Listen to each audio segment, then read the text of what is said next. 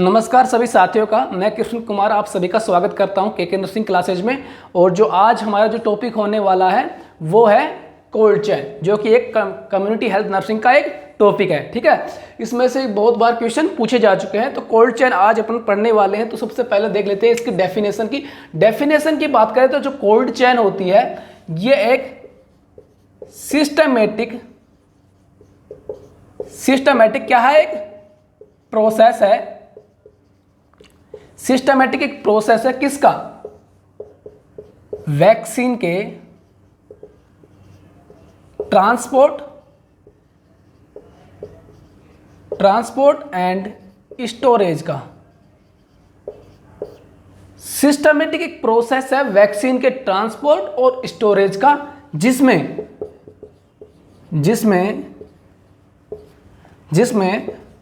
Maintain होता है recommended, in which maintained recommended temperature, जिसमें जो रिकमेंडेड टेम्परेचर होता है वैक्सीन का वो मेंटेन किया जाता है टू प्रिवेंट, किससे प्रिवेंट करने के लिए? Loss of potency of vaccine. तो इससे डेफिनेशन में क्या समझ में आया कोल्ड चेन के बारे में? यह एक सिस्टमेटिक प्रोसेस है। सिस्टमेटिक प्रोसेस है किसकी? वैक्सीन के ट्रांसपोर्ट और स्टोरेज की, जिसमें क्या किया जाता है? जिसमें किया जाता है टेम्परेचर का रेगुलेशन किया जाता है। जो रिकमेंडेड टेम्परेचर उसको क्या किया जाता है? मेंटेन किया जाता है। क्यों? क्योंकि अगर टेम्परेचर मेंटेन नहीं हुआ तो वैक्सीन की पोटेंसी लॉस हो जाएगी। तो आपको ये डेफिनेशन क्लियर है? ठीक है, तो डेफिनेशन क्लियर है तो इससे दो सवाल डायरेक्ट एग्जाम में पूछे जाते हैं। पहला कि कौन सा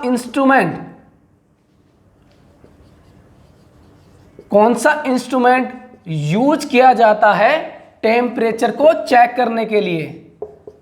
टेम्परेचर जो वैक्सीन का ट्रांसपोर्ट या रेगुलेशन हो रहा है उसके टेम्परेचर को कौन सा इंस्ट्रूमेंट नापता है उस टेम्परेचर को? तो आंसर जाएगा डायल थर्मामीटर। एक क्वेश्चन यहां से रेडी हो गया कि जो टेम्परेचर को मॉनिटर कौन करेगा, कौन सा इंस्ट्रूमेंट टेम्परेचर को मॉनिटर करने वाला है? तो वो आंसर होगा डायल थर्मामीटर। और कौन सा इंस्ट्रूमेंट जो टेम्परेचर को रेगुलेट करेगा? टेम्परेचर को रेगुलेट करेगा। कौन सा इंस्ट्रूमेंट जो टेम्परेचर को रेगुलेट करेगा? वो होगा ILR। आई से क्या होगा? आइस्ड, एल से लाइंड, आर से रेफ्रिजरेटर।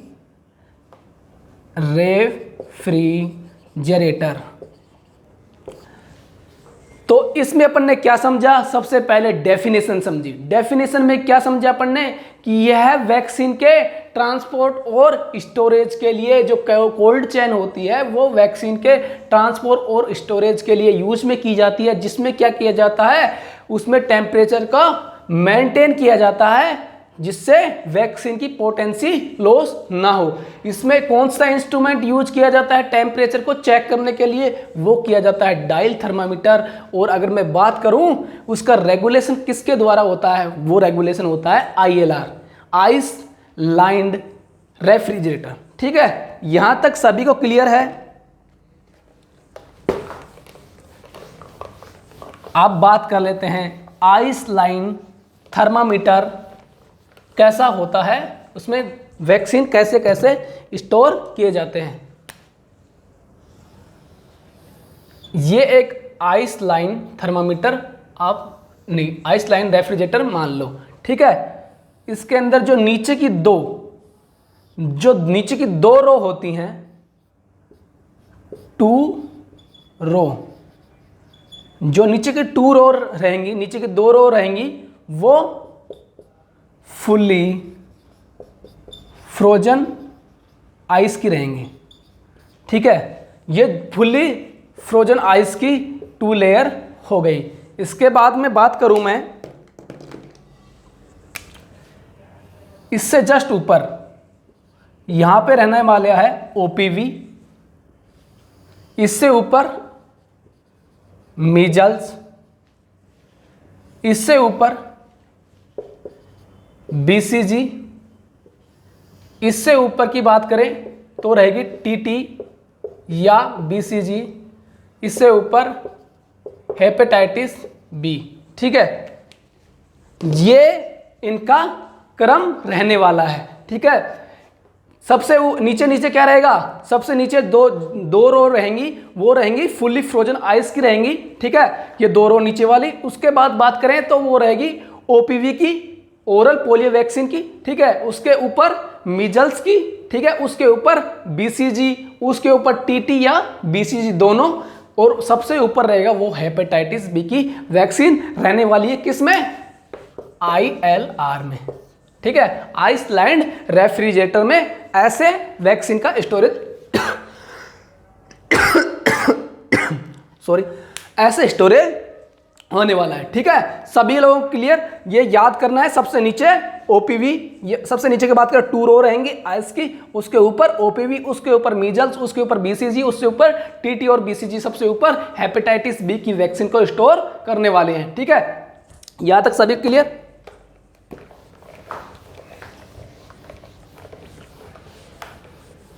अब कुछ की पॉइंट्स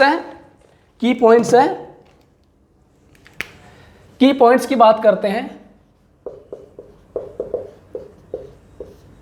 तो सबसे पहले की पॉइंट देख लेते हैं कि जो एक्सपायर्ड हैं, जो वैक्सीन एक्सपायर्ड हैं, उनको पहले अर्ली एक्सपायर्ड फर्स्ट यूज, जो एक्सपायर्ड वैक्सीन है उसको सबसे पहले यूज करना है। ठीक है, नेक्स्ट बात करते हैं तो जो स्टोरेज टाइम है, मिनिमम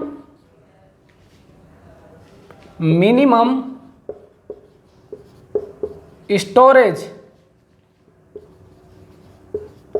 टाइम, अगर मिनिमम स्टोरेज टाइम की बात करता हूं तो वो रहने वाला है पीएचसी पे। ठीक है, सबसे इंपॉर्टेंट 2 स्टार की बात कर लूं मैं, इसके जो वैक्सीन का सबसे कम स्टोरेज टाइम होने वाला है वो कहां पे रहने वाला है? पीएचसी पे। थर्ड की पॉइंट की बात कर लेता हूं, तो थर्ड जो की पॉइंट होगा वो होगा जो डीप फ्रीजर है, जो डीप फ्रीजर किसका काम करेगा? Only for formation of ice या आइस पैक्स। जो डीप फ्रीजर होगा वो सिर्फ आइस या आइस पैक के फॉर्मेशन में काम आएगा, जो आइस पैक है उनको बनाने में काम आएगा। Not use for storage of vaccine. जो वैक्सीन है उसको स्टोरेज करने में काम नहीं आएगा डीप फ्रीजर, वो सिर्फ और सिर्फ आइस के फॉर्मेशन में काम करने वाला है डीप फ्रीजर। ठीक है, क्लियर है? अगर मैं आइस की बात करूं तो आइस भी 2 प्रकार की होती है, एक होती है ड्राई और एक होती है वेट।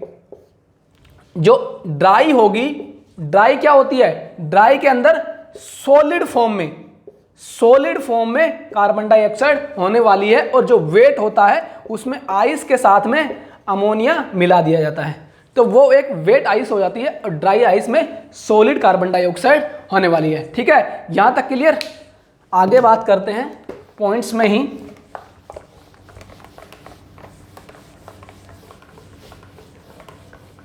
की पॉइंट्स में आगे देख लेते हैं। जो ILR का डिफ्रॉस्ट,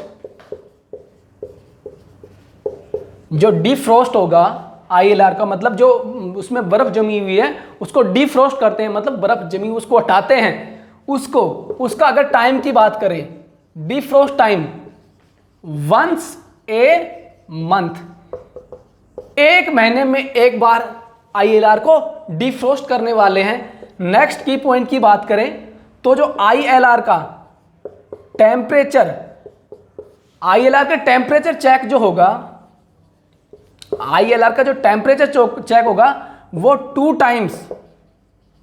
2 टाइम्स ए डे, दिन में 2 बार ILR का टेम्परेचर चेक होने वाला है। ठीक है, ILR का डिफ्रोस्ट के टाइम को अपन ने देख लिया, वो जो होने वाला है वो एक महीने में एक बार होगा।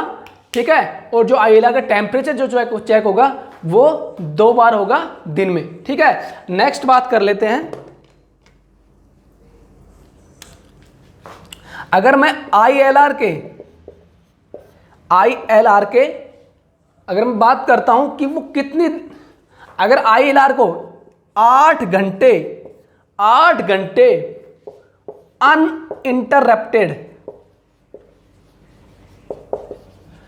8 घंटे बिना रुकावट के अगर इलेक्ट्रिसिटी, अगर 8 घंटे बिना रुकावट के इलेक्ट्रिसिटी मिल जाती है तो वो एक दिन की वैक्सीन का टेम्परेचर मेंटेन कर सकता है। ठीक है, ये क्लियर है सभी की पॉइंट। जो डिफ्रोस्ट टाइम है वो एक महीने में एक बार होने वाला है। ILR का टेम्परेचर चेक दिन में कितनी बार होगा, वो 2 बार होगा। जो ILR का अगर मैं बात करूं, वैक्सीन को पूरे दिन में कितनी देर, अगर उसको 8 घंटे अगर उसको बिना रुकावट के अगर बिजली उपलब्ध हो जाती है तो वो एक दिन के टेम्परेचर मेंटेन रख सकता है। ठीक है,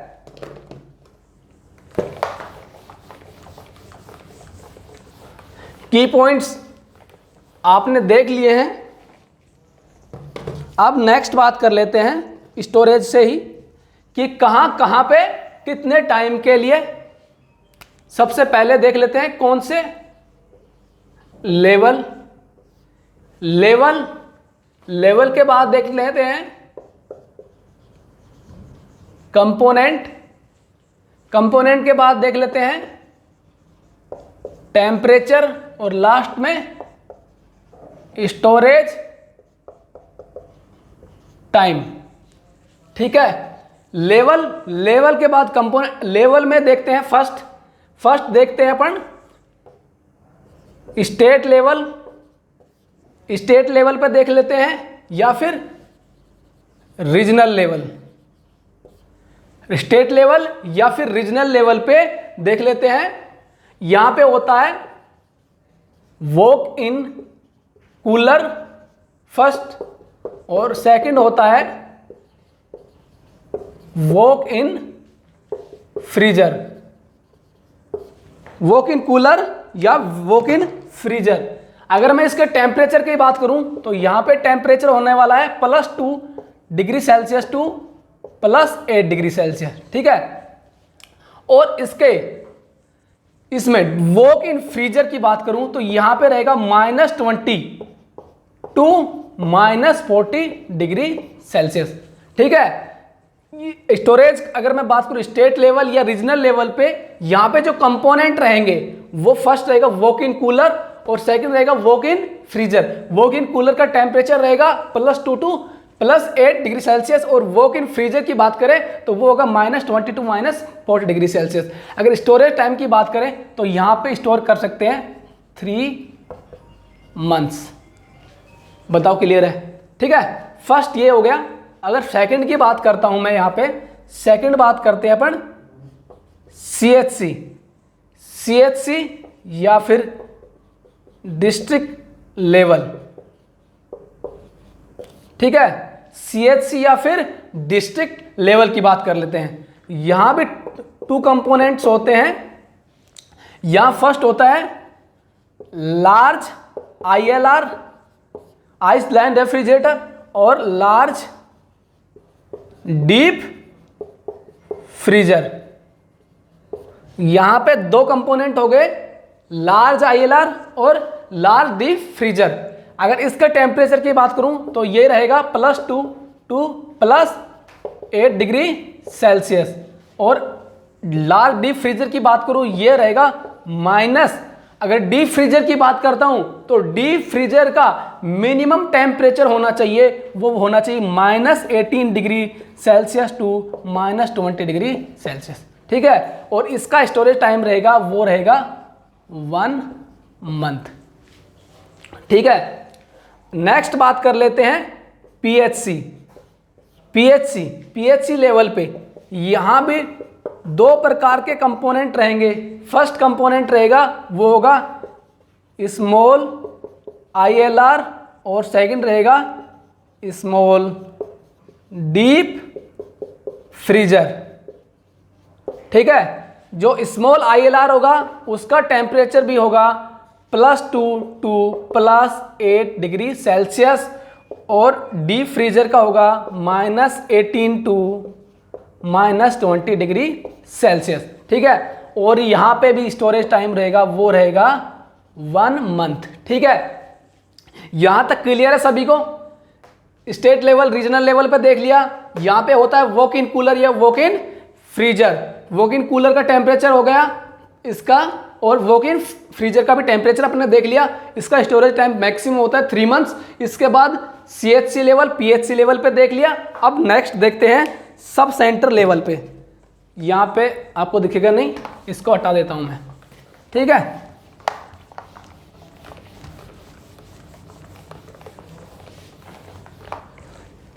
लास्ट देख लेते हैं sub centre level. Sub centre level पे होता है डे कैरियर। डे कैरियर नामक कंपोनेंट होता है।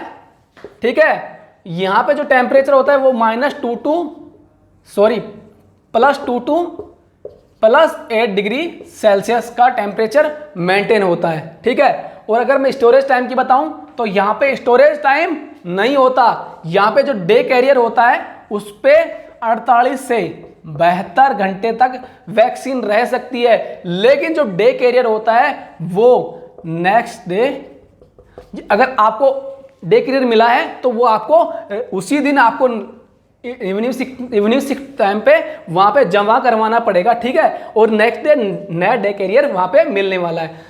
सबसे इंपॉर्टेंट यही है, यहाँ पे कोई स्टोरेज टाइम नहीं है। सब सेंटर पे कोई स्टोरेज टाइम नहीं होता है, तो मिनिमम जो स्टोरेज टाइम होता है वो PHC पे होता है।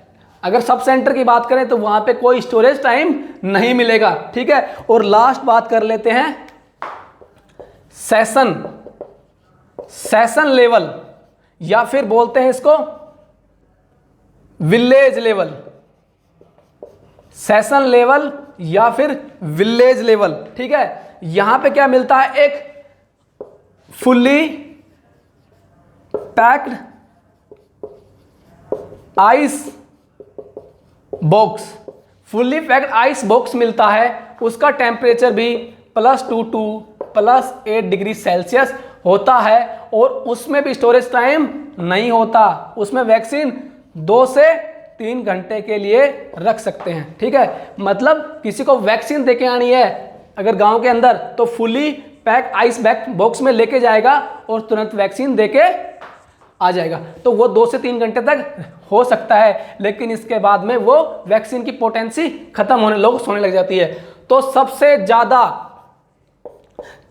कोल्ड चैन फेलियर, सबसे ज्यादा कोल्ड चैन फेलियर कहां देखने को मिलता है, सब सेंटर लेवल या फिर सेशन लेवल। सेशन लेवल मतलब विलेज लेवल पे जो कोल्ड चैन फेलियर देखने को मिलता है इंडिया में। ठीक है, cold chain failure in India सबसे ज्यादा कहां देखने को मिलता है, सब सेंटर और सेशन लेवल पे। ठीक है, ये आपने देख लिया है। अब ये यहां पे कोल्ड चैन कंप्लीट है। इसी से एक टॉपिक और बनता है, वो और देख लेते हैं। कई बार उसमें क्वेश्चन पूछ लेते हैं। ठीक है, तो टॉपिक है वाइल वैक्सीन मॉनिटर। ठीक है, वाइल वैक्सीन मॉनिटर या फिर वैक्सीन वाइल मॉनिटर, जिसको VVM वैक्सीन वाइल मॉनिटर। ठीक है, इसके अंदर क्या होता है, ये एक प्रकार से पैरामीटर है कि ये वैक्सीन यूज करनी है या नहीं करनी। जो वाइल होती है वैक्सीन की, उसके ऊपर एक मॉनिटर दिया हुआ है, एक छोटा सा डायग्राम दिया हुआ होता है। उसके अंदर क्या होता है, एक आउटर सर्किल होता है। मैं आपको बता देता हूं कि कौन सी वाइल यूज करनी है, कौन सी नहीं करनी। ठीक है, इसके अंदर एक ऐसे चौकोर एक और आकृति दी हुई होती है। ठीक है, इनमें कलर होता है। ठीक है, अगर इसका कलर वाइट है, ठीक है, इसका कलर अगर वाइट है या इसका कलर लाइट कलर है, लाइट कलर है या कलर इसका वाइट है, ठीक है, तो ये जो वाइल है इसको अपन करेंगे यूज, इस वाइल को अपन यूज करने वाले हैं। अगर इसका कलर सेम एज किसका है, आउटर सर्किल, इसका कलर अगर आउटर सर्किल जैसा हो गया है या फिर डार्क हो गया है, सेम एज आउटर सर्किल या डार्कर एज आउटर सर्किल, तो इसको यूज नहीं करने वाले हैं, नॉट यूज। ठीक है, वैक्सीन वाइल मॉनिटर की वीवीएम की बात करें तो उसके अंदर जो अगर उसका बीच में जो मॉनिटर होता है उसका अगर कलर वाइट या लाइट कलर है तो उसको अपन यूज करने वाले हैं। अगर उसका colour same as outer circle है या डार्क हो गया है तो उसको अपन यूज नहीं करने वाले हैं। कोल्ड चैन में आज इतना ही। अगर आप टॉपिक अच्छा लगा हो तो वीडियो को करें लाइक, ठीक है, और चैनल करें सब्सक्राइब। ठीक है, धन्यवाद।